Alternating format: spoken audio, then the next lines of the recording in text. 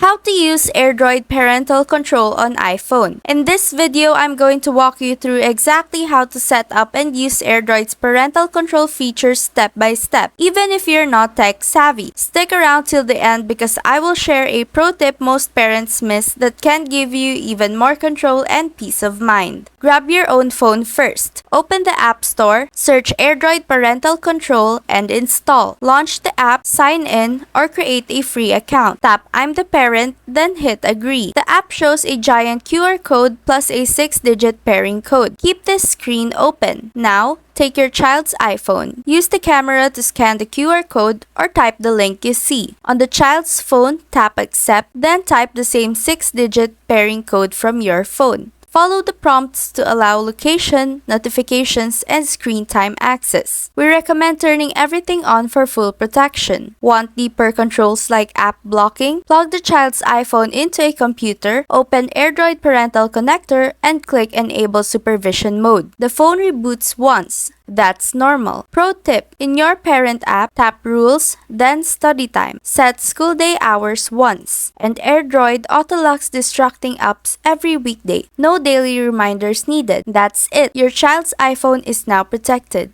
Hit like, drop any questions below, and subscribe for family tech guides.